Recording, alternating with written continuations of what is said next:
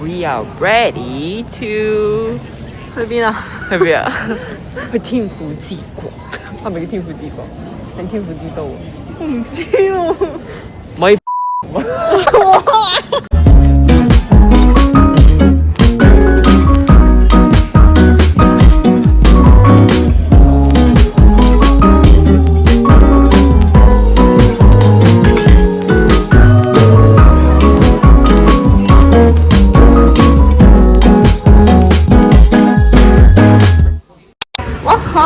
Welcome to 四川。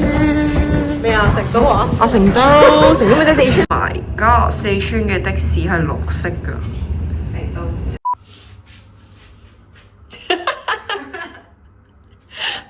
我哋今次酒店就揀咗位於金牛區嘅成都諫山堂酒店。其實佢喺交通同埋地點上都唔算係一個十分方便嘅選擇，純粹係我哋都好中意佢嘅裝修風格，所以就揀咗住呢度。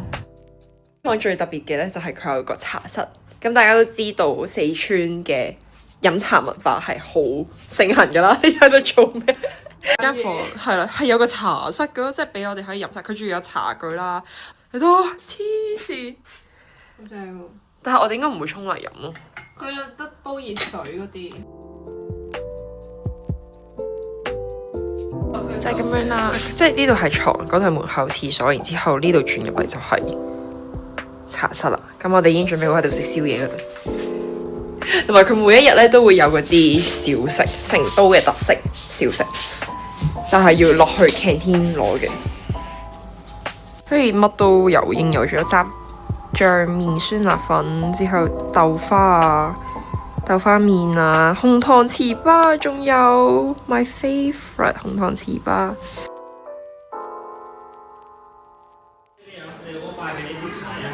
之後佢呢度就係 lobby 啦 ，lobby 又係有茶室，咁難嘅茶室呢度就係 reception， 即係呢度茶室有得坐啦，出面有啲 outdoor 位，然後呢邊咧就係餐廳。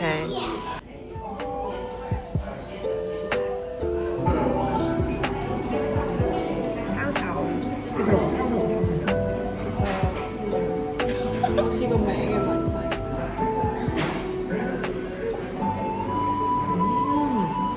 好多銀杏咯呢度。我哋依家就係喺灰星樓街，灰星樓咧就係成都一條有好多嘢食嘅街嚟嘅，乜都有，有豆花啦、蛋烘餃係成都嘅特色小食，之後仲有蹄花。我唔中意食兔肉。唔知四川人同兔仔有咩仇？啱啊！兔頭我就唔影出嚟啦，咁樣嘅樣嘅，大家想象下啦嚇。經過咧，全部都係辣嘅味道啦，花椒啦、藤椒啦，藤椒，哇，辣椒100分。呢個地方我中意。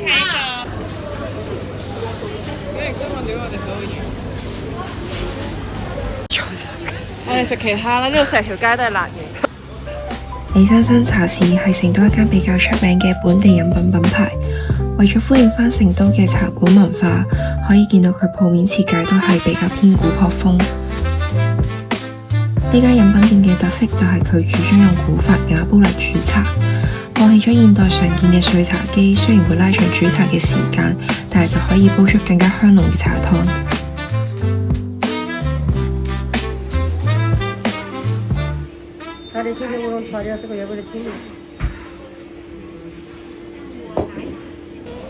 焦龍抹茶味我呢杯，佢嗰杯啲奶蓋多到佢飲唔到。我而家個杯入邊仲有咁多奶蓋，而家飲到茶㗎啦，你都飲過茶？點解你要笠住佢？因為我懂，好似呢間都唔錯喎。喜天壽雙茶食，仲有提花食添喎一次。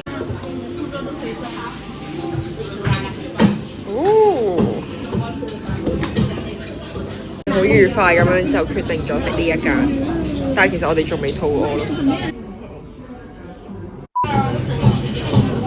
佢環境嘅裝修都好大排檔 feel 咯，我覺得，即係好粗糙工業風。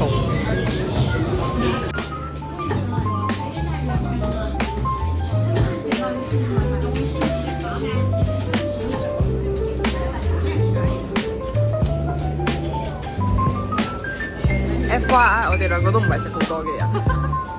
誇張。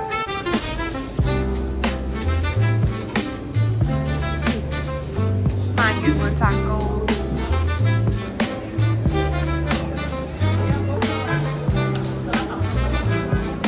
你要幫我拔起佢啊？係啊。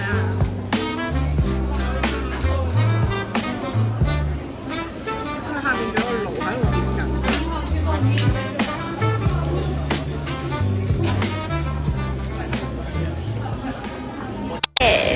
我哋啱啱食完飯，依家行咗過嚟寬窄漢字徑區，咁我哋依家就入去行下。都幾多人？行咗2個圈之後，就會知道寬窄漢字其實就係2條由傳統建築包裝而成嘅商店街。簡單啲嚟講，就係一個賣手信嘅地方。比較有特色嘅就係會有幾多提供彩衣服務同埋川劇表演嘅茶館。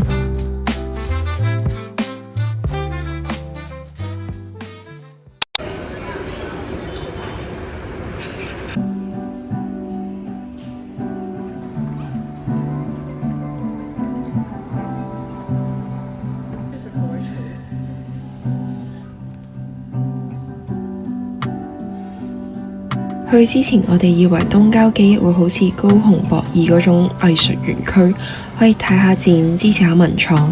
但入到去之後，就覺得佢比較似一個 Outlet， 有好多唔同大型嘅品牌進駐，而且都有各式各樣嘅餐廳。嗰日我哋試咗2款成都嘅小食，首先就係笑皮。笑皮係由薯粉製成，所以笑字其實就係源於有稱為紅笑嘅紅薯。當地嘅食法通常就會喺笑皮入面夾一啲肉啊、醃蘿蔔、芫茜葱，再包起嚟烤。我個人覺得佢食落嘅口感有啲似潮州嘅粉果，但係調味呢就似辣條。不過我哋都只係試咗呢間，所以就唔知係咪全部嘅味都係咁啦。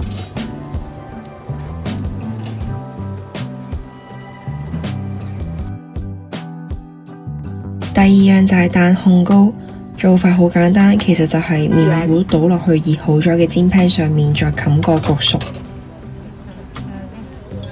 然後呢就會再喺上面加啲配料對接就搞掂啦。蛋烘糕一樣都係有鹹甜2種食法啦，味道就同車輪餅好似，但相比之下呢就比較鬆軟啲。我哋食蛋烘糕，鹹嘅食法，一鹹一甜，都好食。好食，好濃喎，我會想食多次咯。佢好多其實好多啲街邊嘅鋪仔都有得賣。我哋琴日喺寬窄都見到，之後但係琴日食得太飽啦，今日終於我哋啱啱食咗個好鹹嘅球炒片，所以而家嚟洗下個嘴。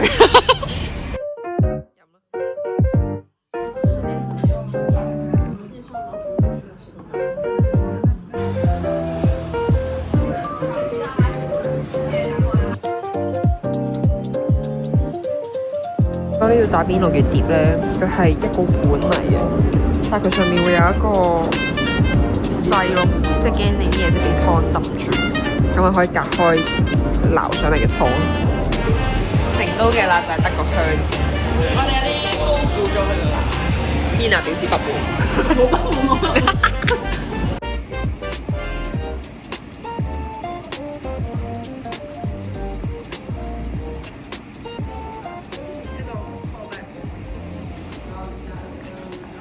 成都嘅辣就係得個香字，好靚啊！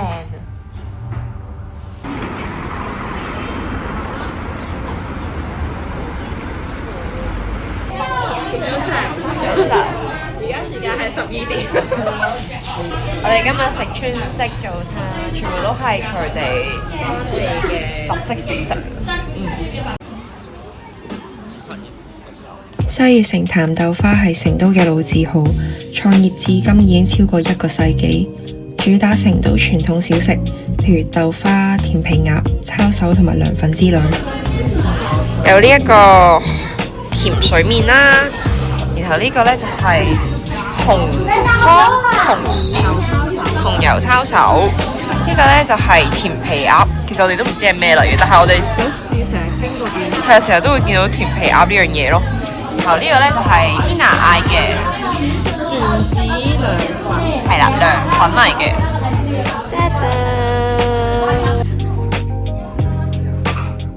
甜皮鴨雖然係川菜，但係就一啲都唔辣。隻鴨會先滷後炸，再搽一層糖。其實佢陣味同燒鴨差唔多，但係肉質就更加細嫩。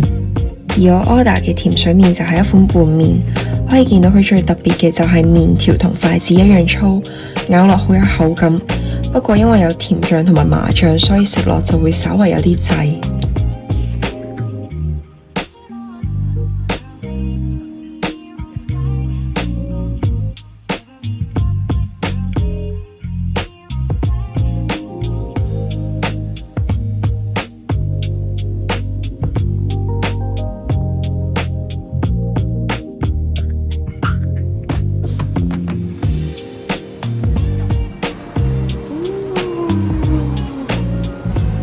好靚喎呢度。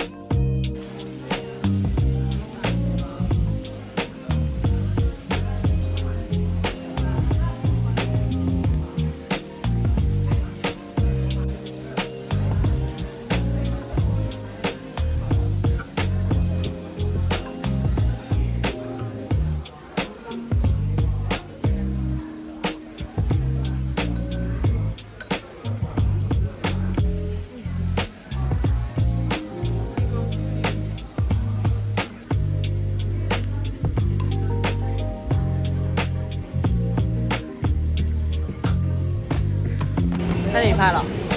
聽日先除夕。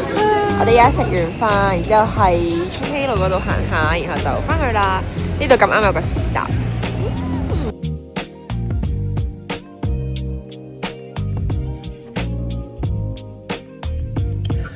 缽其實即係指陶罐，做法就係將雞件、蔬菜同埋火鍋料呢啲食材煮熟，再用竹籤吉好，之後就浸喺盛放住各種麻辣調味料嘅陶缽入面，要食嘅時候再自己攞。因為呢道菜食用好方便，而且又有好多口味可以揀，所以除咗可以當休閒小食，亦都可以配住食當正餐。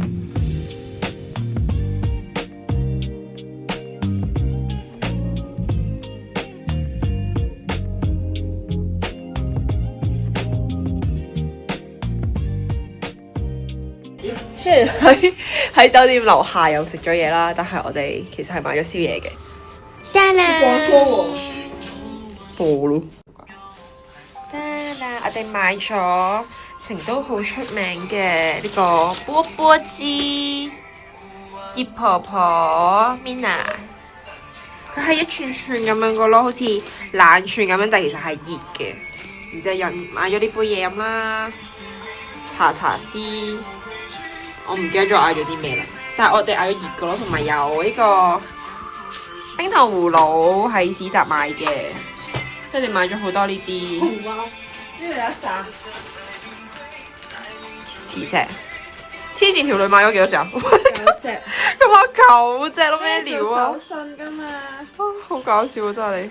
你望下佢係成紮咁擺喺手咧，係一種好滿足嘅感覺。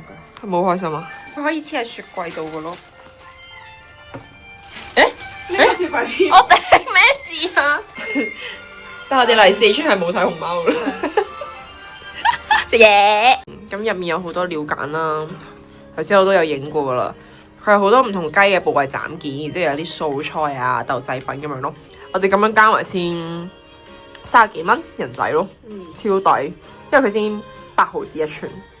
然後呢邊咧就係我哋喺春熙路定唔知太古里，其實都差唔多買嘅冰糖葫蘆，係啦，就咁樣啦。我食埋宵夜就走，唔係食埋宵夜就沖涼啦，卸妝，拜拜。食埋宵夜就走。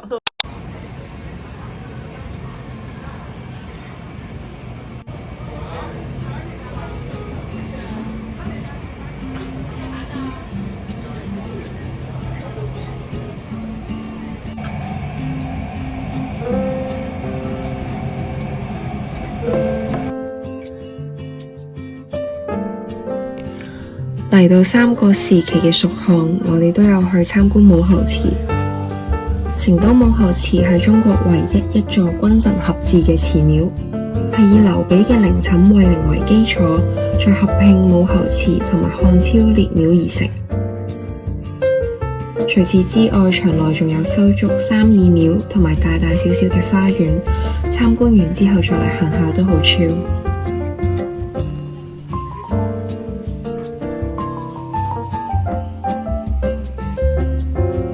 啲人話見到喜神坊要摸。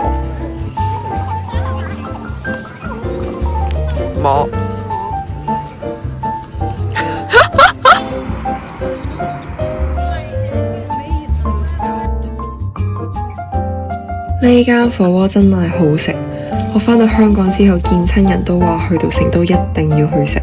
你睇下佢連牛柏葉都有咁多款，真係食得勁爽。